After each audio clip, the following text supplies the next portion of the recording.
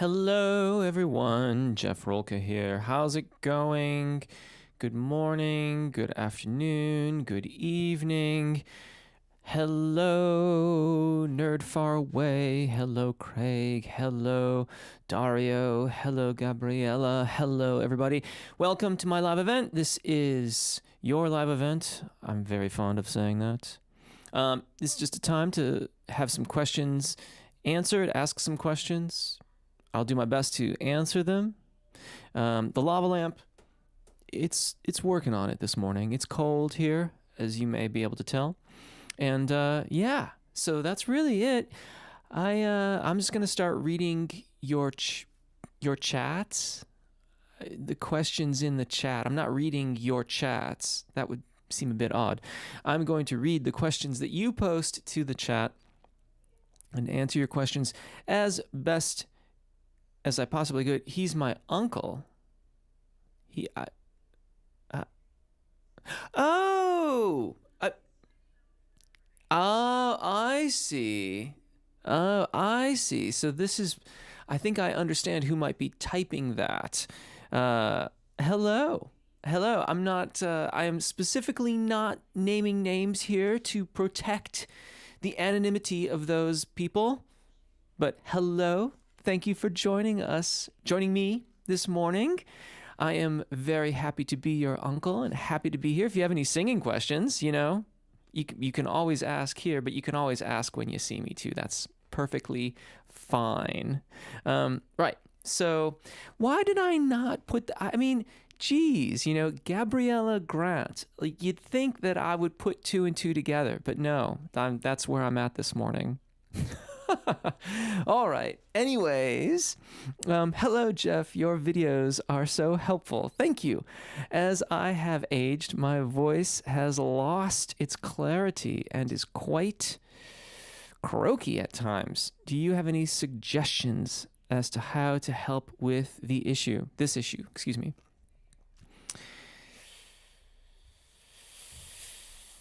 Age and time come for us all. It's true. That being said, all of the normal advice remains true and may, in fact, kind of go double. So, carefully considering how you use your voice when you're not singing, hydration, maintaining a productive emphasis on the word daily vocal practice would also be very, very good. Hopefully, you have had that daily practice for many years, and that will push out how your voice kind of goes over time. But those are the things that I would look at initially.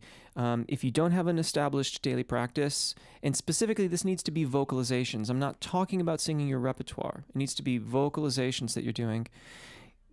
Establish your daily practice, watch your hydration, watch your overall health and vocal care, like the care of your own person, if you will. And then probably the most unfun, if that's a word, is to consider carefully, how much you're using your voice when you're not singing.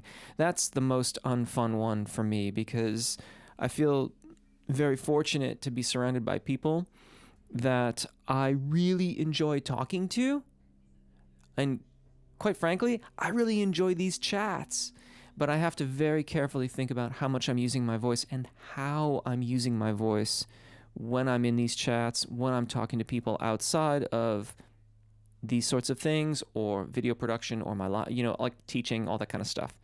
So carefully consider how you're using your voice. Good evening, Coral Tenor. Hello, Jeff from, I can't quite read. I need new glasses. I need to get my eyes checked. I'm having a hard time seeing the screen. Hello, A&P Music. Mark, hi, Jeff. I am drinking Sprouts Italian Roast today from San Diego. Thank you. I'm going to make a note of it. Sprouts. A friend of mine in San Diego just sent a load of coffee. I have to look and see if Sprouts sounds kind of familiar.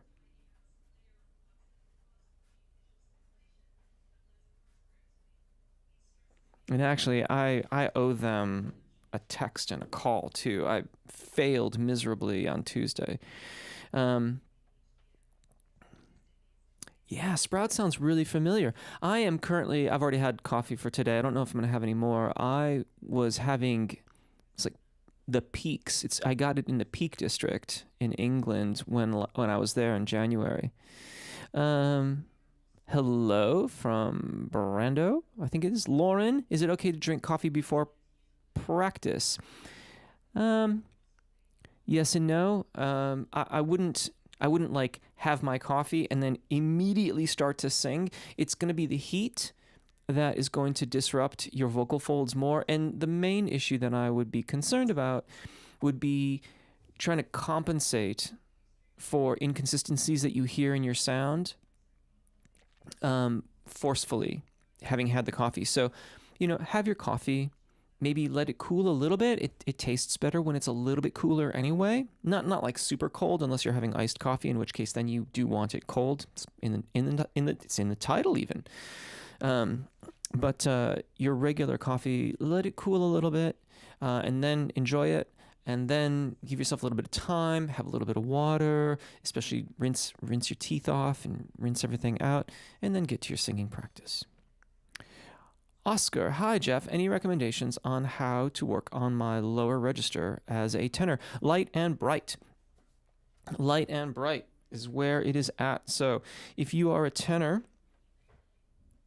pardon me, if you are a tenor and you're going to be singing down lower, get that out of the way. Let's just start here.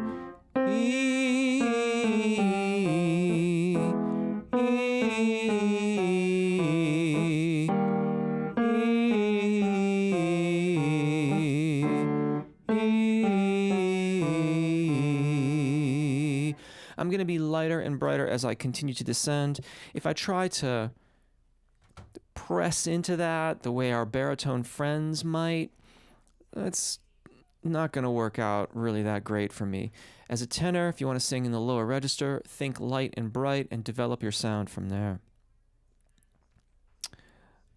Why is it that I sing better when I'm walking than when I'm standing? It'd be interesting to hear you do it and see what's going on. I can only guess since I'm not there and I can't hear you doing it. So if in taking you that you are in fact observing your singing accurately. In other words, like when you're walking, if you're distracted by the things that you're seeing, you're not paying as much attention to the actual critical qualities of your voice. Maybe it just appears to be better. But I suspect that you are getting more bodily, physically engaged in the walking process. And that is having a beneficial effect on the overall consistency of engagement through the core body structures during your singing. And that you're not doing that, or you're overly static when you're in a standing position. That would be my guess. But again, without, walking around with you and hearing what's going on, it's hard to say. I'm just guessing. But it wouldn't surprise me if that were the case. What you might try doing is in your standing practice, just try like staying loose on your feet, bounce back and forth from like one foot to the next, kind of put yourself a little bit off balance and see if that has an impact, if it results in the same kind of sound as when you're walking. And if so, you've kind of got your answer. Hi, Jeff. I appreciate that I have a question about tone. Okay. I can be on pitch, but it just doesn't sound good. In a way, it sounds kind of monotone. Okay, I wonder, I'm not sure if there's more to that question or not. Obviously, if you're monotone, you might not be on the right pitch. Because if you're singing like a scale, monotone, you're not changing pitch. A tone is a function of the whole system being in alignment. So, if, get on your vowel alignment practice. Get on your apagio breath management so you've got good subglottic air pressure and engagement. Why is that important? Because it allows the structures to release. Right? We talk a lot about having vocal fold release. And what we leave out of that is that we need the right kind of engagement. It's not just that we need release, it needs to be engaged in an efficient, effective way. So, work on your arpeggio breath management, work on your vowel alignment, get nice, balanced phonation, and I suspect that in the process of doing that, you will find your tone improves. Does wearing a scarf protect your voice, or do you wear one for comfort fashion? I don't know that there is any objective proof that covering my throat and keeping it marginally warmer than like my face has any real benefits for my voice. I do not know that factually, but I feel better for wearing it, and it's very comfortable, and I like the color. So it's kind of yes to all of the above. And I would make the argument that since I feel more comfortable and I feel more at ease, then I will be more free to focus on the critical aspects of phonation such that I can sing better. That may not work for you, but it works for me. Emma, thank you. I've had a 30-year hiatus and am just getting back into singing in a choir. So I will pick up my hydration and daily practice. Wonderful, Emma. Well, great. Excellent. And do pop back in, if you like, next time we have a live event. Let me know how it's going. Wendy, any tips or videos for strengthening the passaggio, the primo passaggio, especially after having a bad cough? Okay, so first of all, pardon me. Yes, be patient. If your cough resulted in the loss of function over your primo passaggio, and going by the name Wendy, I'm going to assume soprano or mezzo or alto, like one of those varieties of Fox. If you lost vocal function over your primo passaggio, then it could be a little bit of a long haul to get back to full vocal function. It's quite likely that you will have vocal function and people will not notice there's still a problem, and then you will still feel a discrepancy in the way that it was before you had the cough. That's mostly if you lost your voice. If you didn't lose your voice in the process of having the cough, then it won't probably take quite as long. There's at least one or two videos that I've done online that on YouTube that focus specifically on the primo passaggio. I know that in the soprano comprehensive video, which if you search for that title, you can find it, I go over a fairly extensive section on the primo passaggio. I know that there is also another video that is shorter than the comprehensive video is like 45 minutes long. Obviously, you could just go to the one section on the primo passaggio. There is a shorter video that focuses just on the primo passaggio registration event for sopranos. And it's worth mentioning, the sopranos and mezzos, they're going to be within a major second of one another. So really, you could use either, or both Fox, sopranos and mezzos could benefit from working through those practices. To that end, I also believe that I went over the primo passaggio practice in the mezzo soprano comprehensive video as well. So there's at least 3 resources to get started with. And let me know in the comments if you need more or you want more, or if you can't find them or something to that effect. I'm always happy to send a link or two. Hi, Jeff. This is Jerry. Hi, Jeff. Do you have any live teaching lessons for singers? I mean, in the net, like one-on-one lessons. Yes, you can. If you go to jeffrolka.com/contact, you can get in touch with me, and we can work all that out. I can pop a link in the chat here, although it's going to result in an uncomfortable close-up. Where are we? www.jeffrolka.com. vibrato.com/contact. There you go. I think I did that right. Okay. Okay, I can see that we scrolled here, so I'm gonna. Whoa, where are we going here? Yes, mezzo. Yes, I lost vocal function. Head voice returned. Lower transition did not. Yeah. So Wendy, you could be in for a little bit of a long haul there, but just keep at it. And it bears saying too, take your time. Like don't rush into it. If you do rush into it, you're just gonna delay your complete recovery longer. So take your time. Hey Jeff, is it common for lower voices to have a slower vibrato? Mine isn't really slow, but it's naturally much slower than people I listen to with higher voices. Maybe it's just a coincidence. Depends on the slow. If it's slow and shallow, it could mean that it's kind of only just able to have that oscillation occurring. If it's just slow but of a reasonable kind of width in terms of its pitch change, then yeah, you might just have like a sort of a slower approach to that vibrato.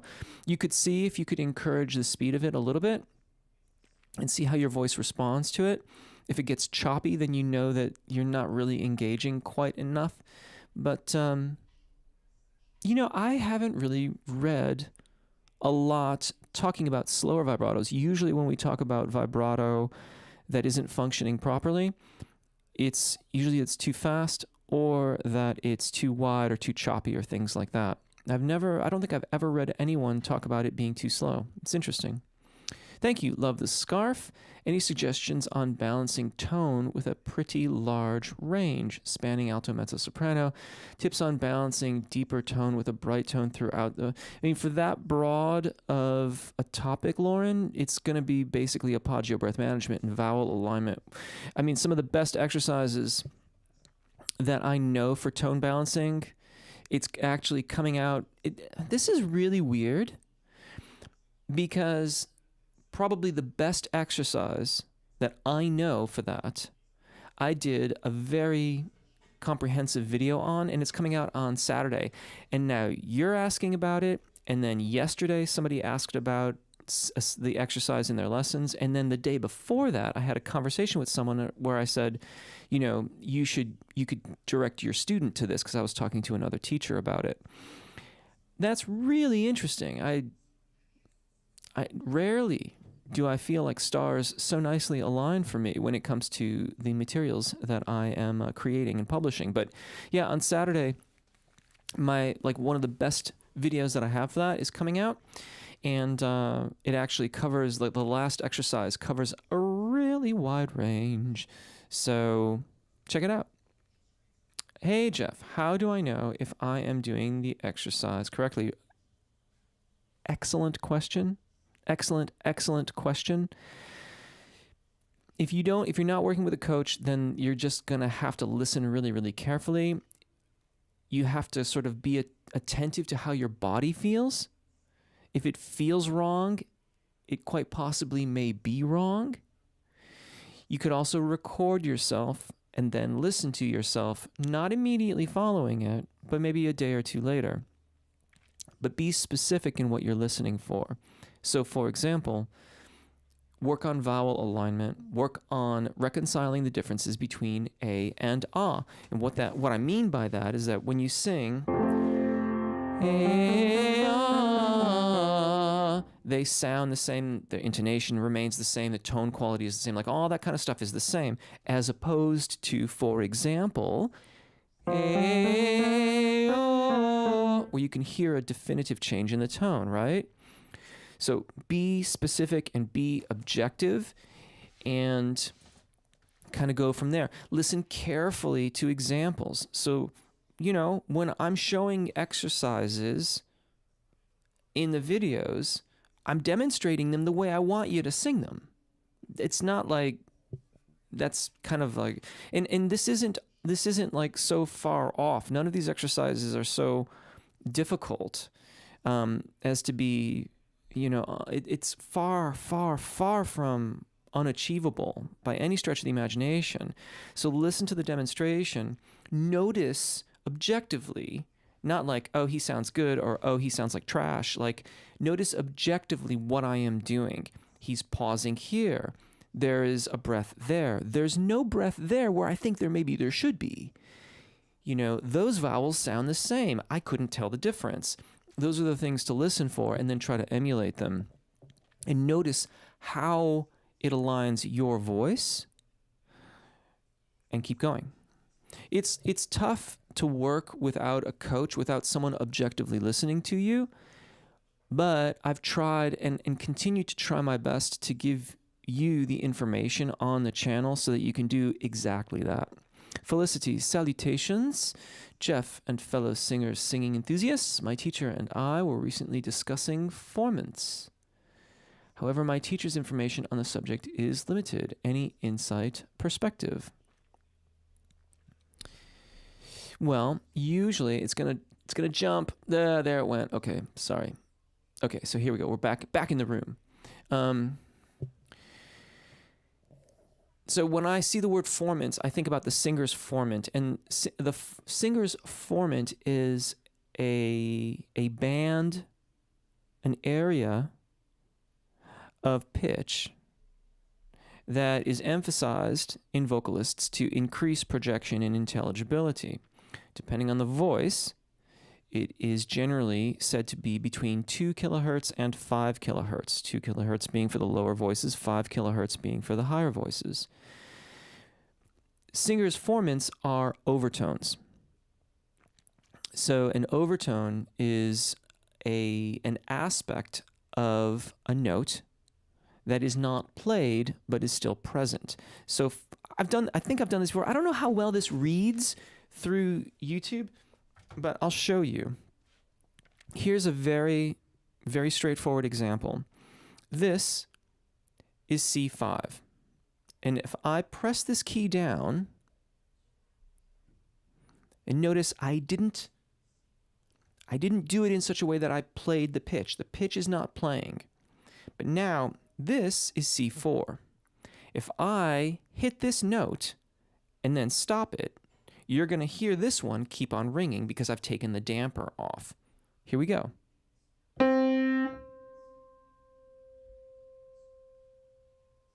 And hopefully you can still hear that being played. We can do that again. This note is also contained in this note, C3.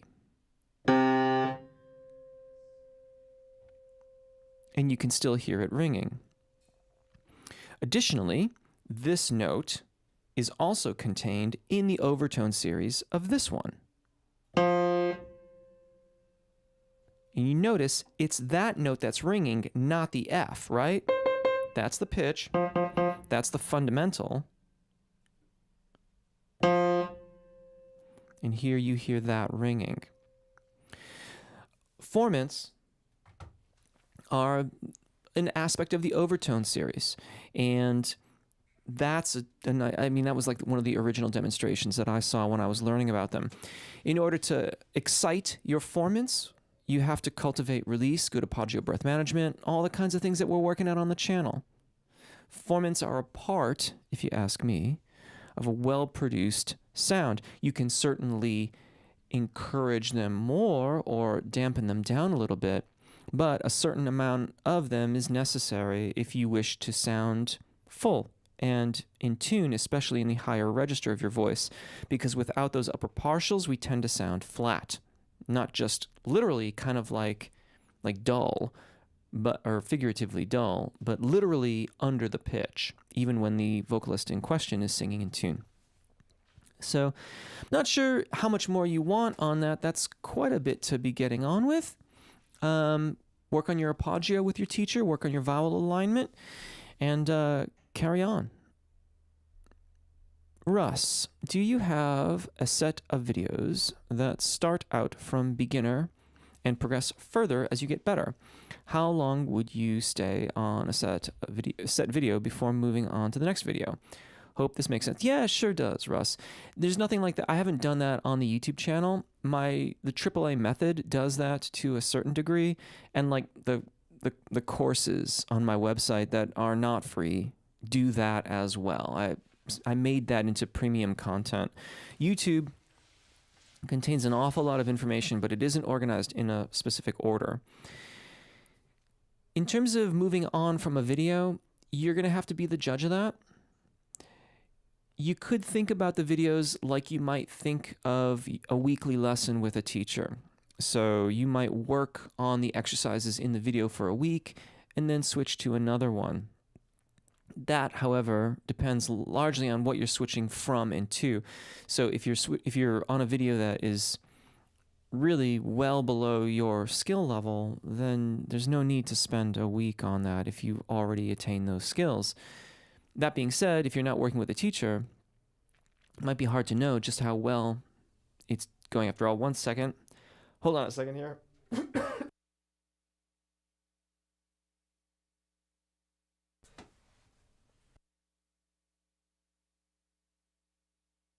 I don't know, something really got me. I feel like I inhaled like a bit of fluff or something.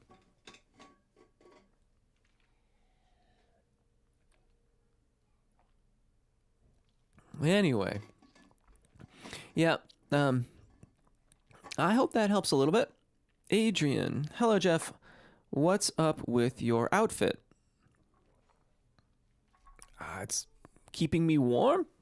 It's kind of cold back here today. I've got the heater going, but it's cold, and I do like a scarf, and I do like my toque. Aside from that, I don't know. Wendy, thank you. I love your gentle warm-ups. Wonderful. Thumbs up from Jerry, it looks like. The Nerd Far Away. Well, Jeff, I'm cast in a show full of belty, powerful singers. I'm out of place as I'm not belty. I'm operatic, just not belty. Any advice? Much appreciated. I use your videos daily. I'd work on the singer's formant. I know I talked about that a few minutes ago. I'd work on that aspect of it. You don't have to belt to have projection and direction in your voice, but the more brilliance, especially in theater is going to have way more. They would call it mask resonance than your typical operatic vocalist would employ. Though I will say that attitude is changing. There's a rather prominent operatic opera singer teacher who is advocating for a far more brilliant sound than has historically been utilized. So that may be changing, but generally speaking, your theater friends will be using more, what they will call mask resonance, what I'm going to refer to as singer's formant. I would cultivate that part of your voice, and that should get you there, basically. Tips on working on my lower end voice. I'm a bass baritone. Oh, it jumped again. Oh wait, there it is.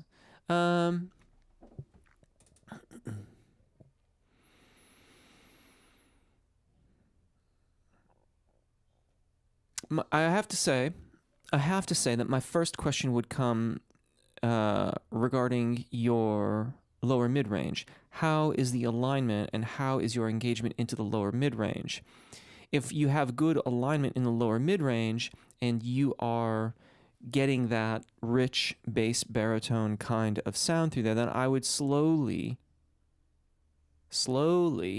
work my way down on a week by week basis. So from 1 week to the next, I might only add an additional semitone or whole step of range. Again, all dependent on the sound. It also does depend on what it is you are doing. If you're doing like a crash test dummies sort of thing, then maybe you don't have to wait that long. Maybe it can go more quickly. That sort of singing is almost sort of Sprecher song, but he's still fairly melodic. If you're doing something else, then you may need to be very, very patient, especially if you're trying to sing a sort of operatic role, then the release of the vocal mechanism is only going to develop in conjunction with the quality of your appoggio practice. In English, your vocal resonance and projection is only going to increase with how adequate your support is. I really don't like talking about it like that, though. It feels so imprecise, and I feel like it leaves out a lot of concepts, but that's, I think, how it would frequently get framed. So on the left-hand side, hi Jeff, your video is very helpful. Thank you. I have a problem with dynamics and diction. My consonants are either intelligible, I presume you mean unintelligible, or I overemphasize it. Right. So you either can't understand you or they're too emphasized. How do I keep my enunciation and volume consistent? Start a phrase with vowels only. Like take a melodic phrase that has consonants to it. So like it's a phrase of lyrics. And then only sing the vowels and work on your vowel alignment. And then see if you can add just 10% of the consonant content back in. So just 10% of the content. And then try 20%. And 10% is going to be very slurry, very blurry sounding. 20% will be more defined. Look expect to kind of fail a little bit. It's okay. This is practice. It's going to be a little bit off, and that's fine. So a little bit at a time. And what you're really practicing is changing the amount of the consonants that you're using. You're just practicing changing that amount and having control of it. And then you'll be able to decide more carefully and more to the point, more accurately as to your desires to get those consonants so they're just right for you. Dario, Maestro, any tips to practice diction, jazz, croon genre? Thanks. Yeah, kind of the same as what I just said for on the left-hand side, actually. 9 times out of 10, we overemphasize consonants. So it's usually not the diction that we need to practice. What we need to practice is this amount of diction breaks up my phrases too much, and it's making it hard for me to maintain a vocal line. How close to that do I have to get where I have the diction that the line requires, the intelligibility that the line requires, but I can still sing effectively? That's where that happens, if you ask me. I don't think I have ever worked with a vocalist who from the beginning of things was so slurry in their speech and so slurry in their singing that I had to say, like, we've got to sharpen up your enunciation. Like, your diction is not happening. All the diction exercises, if you ask me, are really good for is helping us learn to control things so that we are getting a sense of what is the physicality of a T sound or a P sound. What muscles are we using?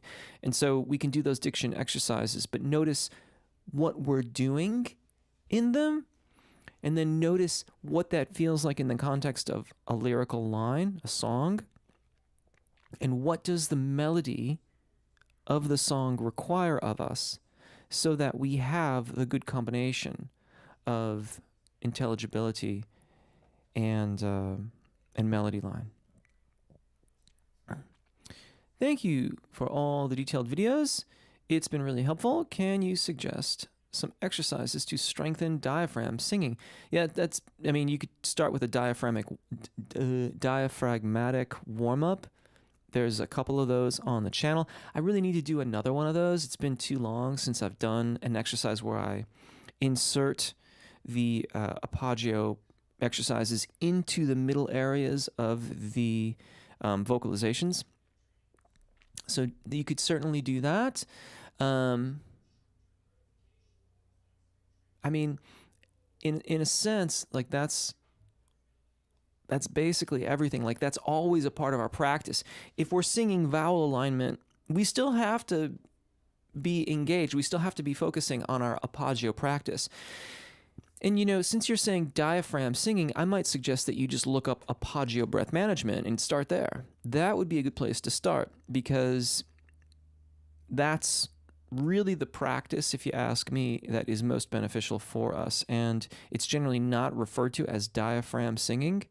So my suspicion here is that you might be practicing things that are not necessarily as efficacious as they could be.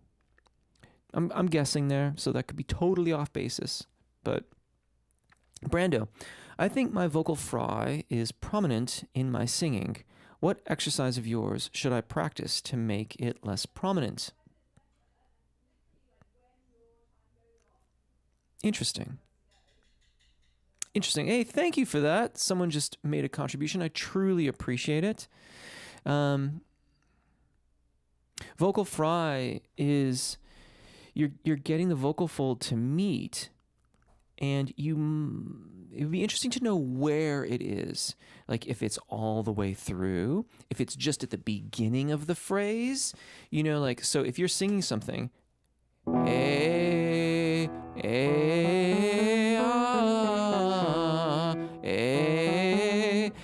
you are quite likely not engaged before you start to sing. You should try to engage before you sing. If it's all the way through,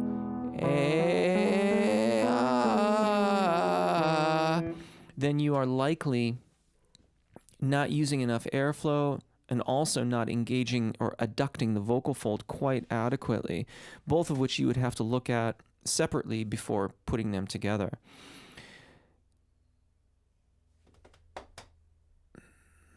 Yeah, that's kind of what I'd get started with that and see where you go.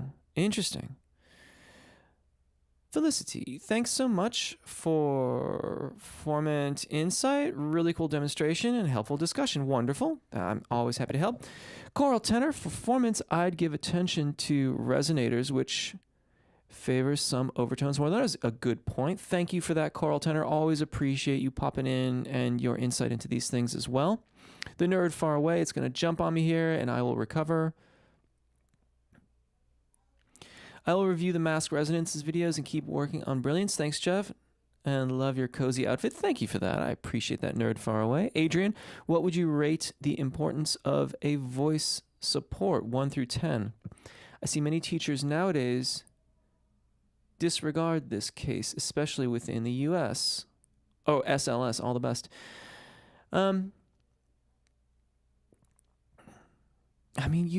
Okay, try singing without exhaling air. How's that going to work for you? It's not. You're not going to make any noise if you don't exhale any air. I don't really want to comment on SLS because that just gets contentious really, really quickly. What I would say is that when I switched, I say this all the time, I'll say it again, forgive me for being repetitive in this regard. I had been taught one mode of quote-unquote support for much of my career. It wasn't until long after I had left university that I realized Apogeo breath management was something different. Apogeo breath management we could generically call support, but the practice of it is far more precise, shall we say, than generally what vocalists are told to do when they are told to support. Once I adopted Apogeo breath management, all of the questions that had before gone unanswered in my singing, like why was my range not quite what I thought it ought to be for a tenor? Why was my performance not as consistent? Why did tone do these things that I wasn't happy with? Like all of these questions were all answered once I switched to Apogeo breath management. So what's the importance of Apogeo breath management on one's singing voice? On a scale of 1 to 10, 12, 13? I don't think I can overstate the importance of an Apogeo practice. It is what makes it all possible and happen. Try driving your car without an engine. How is that going to work? If you use a cart and horses, try your cart without a horse. How's that going to work? I am indulging myself in a sort of personal opinion here too, because it had such a dramatic impact on my own singing, which, is kind of important to me. I'm sure you could imagine. So I think it's very, very important. For some, I'm sure it won't matter as much because of whatever reasons. It may depend a lot on your genre as well. If you're doing spoken word tone poems, maybe it doesn't matter that much. But for most of the rest of us that are trying to sustain melodic lines over musical settings, I think it figures quite prominently. On the left-hand side says thank you, and I say you are welcome. Let's see. Kel, just started vocal lessons. Love them. Wonderful. I'm so glad to hear that you can be in vocal lessons. Any books you can recommend that explain the various terms used in singing? How long to practice daily? Okay, so again, thank you for the super chat. I really appreciate it. And FYI, I really appreciate all the super thanks. There's been an increasing number of super thanks coming in via the videos on the rest of the channel, and I really appreciate it. It is really greatly appreciated. So thank you again. Since you are taking lessons, you might ask your teacher that, because depending on their school of thought, they will almost certainly have language that is specific to that school of thought. So if you really like your teacher and you think you're going to be with them for a reasonably long period of time, so at least 6 months to a year, then it would be advantageous to align yourself with their terminology so it's easier to communicate with them. It's not only going to make it easier on the teacher, but it's going to make it easier for you to get more out of your lessons. So there's a lot of reasons to do that. That being said, I'm very fond of, the art. One second here. There's actually a couple books that you might consider.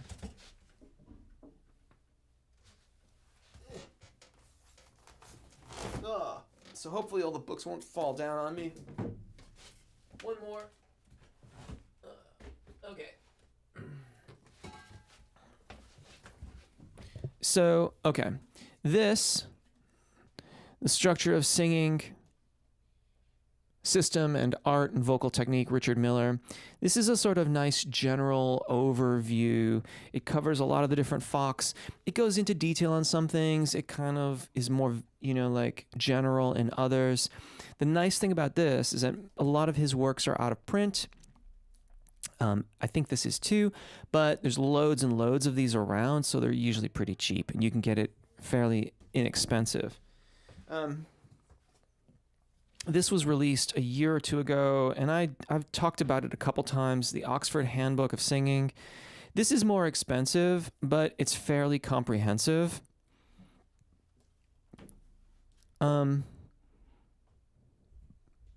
Here's the thing about that one.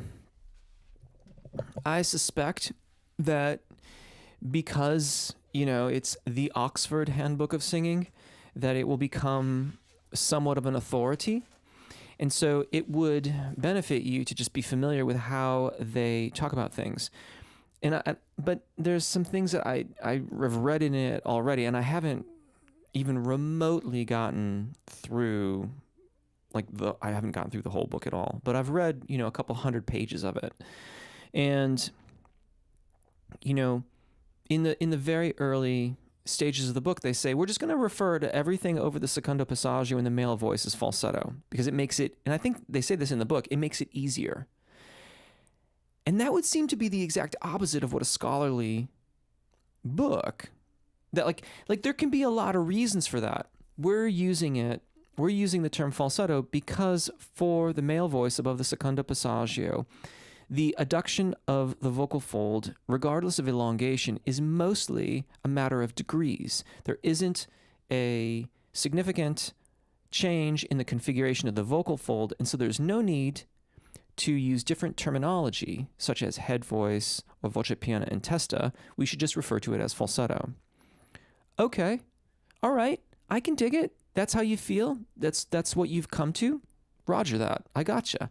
But to just say it's easier, I feel that just sidesteps the things. And then I have to admit, I'm sure there's loads of information in there, but I kept on finding that the works were just quoting off of the Richard Miller books that I own. So I ask myself, why am I reading this when I have already read the original materials? And then I got to an example of a study where they were categorizing music, and they made a musical classification based on one example of a vocalist. Just one. They defined an entire genre based upon one example. And the thing is that the genre that they were talking about was country music, like in the US. Now, I don't particularly like country music, but I listen to it because I work on it a lot of times with other people, and that's fine. But to say that we're going to define that whole genre based upon one example, I feel is horribly negligent. There's so many facets to it.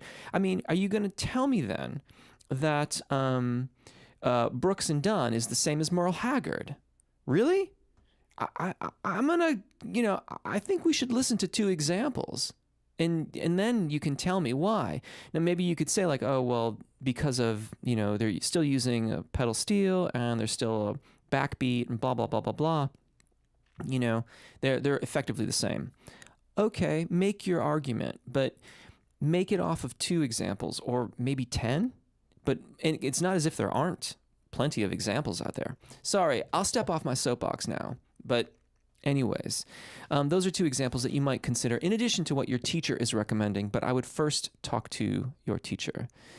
Thank you. You're welcome. Hi, Jeff. Jersey Love Steph. I can't read that. Theandric Official. Hey, Jeff. Could the vocal fry used when singing in French be considered French fry? Oh, I love that.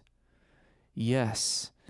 Yes, I think it could be considered. Whoa, I'm way behind.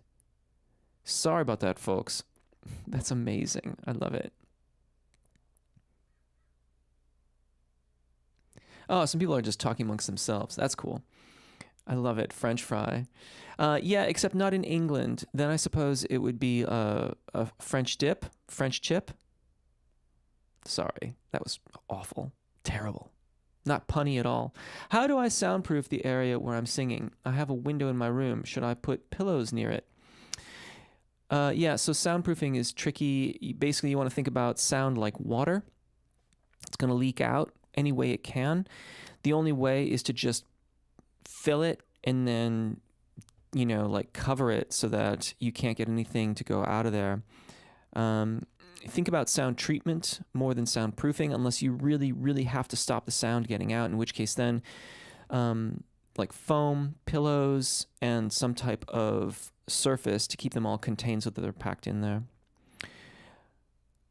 Carrie, while singing, what's the best way to transition from chest to head and back smoothly? That's what this channel is all about. I'm going to go a little faster here, but that's basically what I'm covering here on the channel. There is a 3-part series called How to Sing High Notes. You might have a look at that. Cole, did you ever get a chance to visit Castle Rock? Guess it's been too rainy. I've been to Castle Rock in Michigan, but not in England or here in California. Dan, hi Jeff. I've recently started singing lessons, and I've discovered that I am a bass baritone. Lovely natural growl at deeper tones. What would you recommend to develop this in a safe way? Well, first of all, talk to your vocal instructor. Like, they will hopefully have the most information for you, but just take it slowly. Start in your middle range and just increase gradually as you descend down there. Dan, thanks for your content. It's really helped me. Wonderful. Alice, hello. Greetings, Jeff. The arpeggio is so much better. Wonderful. I took your course and I have big improvements. Are you all still in the UK? No, we're back in California right now, though we're going to be back in the UK later on this year. I'm so glad to hear that worked out. And Alice, shameless plug here, is referring to my arpeggio breath management course on my website, which is called Breathing for Singing. Susan, hi Jeff. I just turned tuned in. Sorry. You're always so practical and specific. We'll watch the earlier part later today. Wonderful. Thank you. And if you have any questions, leave them in the comments. Excellent book. Brilliant. I've recently been working, this is Veridity, working on breath control, and it really does help. I could not agree more. Duncan, a while ago, I caught bronchitis. I'm sorry to hear that. My range was reduced. Can you recommend any exercises or resources for recovering an injured voice? Everything else is returned, but my range has never come back. You might want to go see your ENT. If you still cannot phonate over the secondo passaggio, then you might want to have your ENT look at your voice and see what's going on. You may need a little bit more vocal rest. It's hard to say exactly what might be happening for you. But yeah, I would just take it really, really slowly and carefully. See your ENT. You could, like I mentioned just a moment ago, how to sing high notes. There's 3 parts to it. You might slowly work your way through them, depending on your technique. Like if you've been doing registration event technique in the past, then see how you go. But again, if you can't phonate over the secondo passaggio, that would usually be a reason to take some time off. So you might want to look. You might want to go see your ENT if you can. Hey, Jeff, thanks for your videos. They've been a great help. Wonderful. Andrew. Hey, Jeff, can you talk about your 2 paid courses, breathing and high register bootcamp? Yeah, high note bootcamp. What kind of syllabus is involved with them? How would a beginner approach them? Sure. Happy to. I'm going to do that so I can see what else is going on here. Okay. So there's 2 courses, High Note Bootcamp and Breathing for Singing. FYI, just so you know that if you don't have either course and you're like, oh, I want to get Breathing for Singing, when you are buying Breathing for Singing, you can add High Note Bootcamp to the cart for half price and vice versa. So either way, like if you don't have High Note Bootcamp, and you're in there and you're like, oh, I'd like to have the Breathing for Singing too, you can get the other one for Breathing for Singing for half price. Both of them come with a free year in the RVC, which is my vocal community, where you can ask me questions and I answer every day, basically. There's a few exceptions to that, but 360 55 days of the year, I answer those within 24 hours. And you can also post audio and video examples so I can evaluate you that way. The syllabus assumes that you do not have any technique around registration. So let's talk High Note Bootcamp. The syllabus starts from gaining access to the upper register of the voice and proceeds towards smooth singing across the secondo passaggio for each of 5 Fox: soprano, mezzo, alto, tenor, and baritone. Baritoners, if you think that you're a baritoner, you'd have to find your way either between the tenors or the baritones. You're covered either way, but it's going to be a little bit in there. You get access to all 5 Fox because generally, if you think you're one vocal Fox or voice type before you've learned your registration event, you're mostly guessing. You can't really definitively say, I am a fill in the blank until you have figured out where your registration events are. So when you buy the course, you get all of the registers. They are not like my videos on YouTube. If I've had any complaint about High Note Bootcamp, it is that they are not like the videos on YouTube. That is because, especially in the beginning, they are extremely short. Like the snippets of exercises are very short, and the idea is that you do the exercise and then you rewind and you do it again. Each time you do it with very specific intent. I made it that way so that someone who has never done this before stands very little chance of doing it on autopilot. We want to do these with intent, with focus. And so by, constructing it this way, you have to stay engaged with it. You have to stay focused. As you get further and further into high note bootcamp, they get longer and longer, and it's still never quite like a warm-up video, but it gets closer to it. And so it goes extremely incrementally, really, really small steps. Initially establishing access to an elongated but adducted vocal fold. You. Elongated and adducted. You. Semi-elongated but abducted, separated. You. Not elongated, squeezed. So we're looking for a very specific thing, elongated and adducted. You establish that, and then you practice it until you can sing seamlessly back and forth across the secondo passaggio. Breathing for singing works to enhance, if you have it already, or establish apagio breath management. And it begins with lots of body alignment organizations and videos of me demonstrating how to get yourself aligned, and then it slowly works you into the practice of a developing apagio breath management. In both courses, they are still, to a certain extent, evolving. I post new content to them, not regularly, but from time to time as things come up, or as questions come up, or as I answer questions and then post them into the content. And of course, you have access to all of that. High Note Bootcamp is also available in 2 tiers, one where you just get the practice videos and one where you get all of the practice videos and all the lecture videos that answer dozens of the most common questions about upper register singing. And generally speaking, the feedback has been very, very positive. If you have any more questions, ask me a question through my website, and I'll happily tell you whatever you want to know about it. I've been following your videos to practice. Is it normal that my voice varies day to day and isn't always at top performance? Should I take break days? Leon, absolutely. None of us are at our top A game every single day. With vocal professionals, they're not at their A game every day either. It's just that, we can't always tell because the level of acuity is going to be different. Like the differences between their good day and bad day are far more minor than someone who doesn't have any training at all. I could probably sing most of my scales when I have a horrible cold, and there would be a certain percentage of people that wouldn't notice a difference just because they're not really tuned in that acutely to what voices sound like. Nothing is unusual.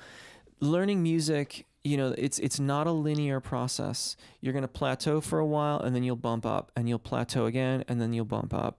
You may even plateau for a while and feel like you're degrading as you change your technique, and then you'll go to an all-new high height. Good question. I don't know if it's funny. In all these years, I don't know if I've ever gotten that question. I love it. And as for break days, you'll have to be the judge of that. I rarely need break days except when I teach too much or I teach a lot. Today is kind of one of those days. After I get done with this, I'm going to go run, and then I'm going to try not to talk as much as I possibly can for the rest of the day because my voice is super tired after Tuesday and Wednesday where I had a lot of shooting and a lot of teaching. Duncan Taylor, that's from that other, it's Veridity, I think it is. And Don't Ever Push It, agreed. Thank you very much for the info. You're very welcome, Kel. Mark, it was recommended to watch Michael Trimble's videos. Are you aware of him and what is your opinion? No, I'm not. I'll have to check him out. I was wondering how I am achieving some vibrato. And as I was doing your videos, A and F major, noticed going up and down. How are you teaching this? The videos on my channel are working towards vowel alignment, and vowel alignment is all about balance. The more balance you get, the more your vibrato will emerge out of it. So it's not me, it's you listening to your body, working with apagio, working with vowel alignment, and then sensing that equilibrium between the subglottic air pressure and the vocal fold engagement.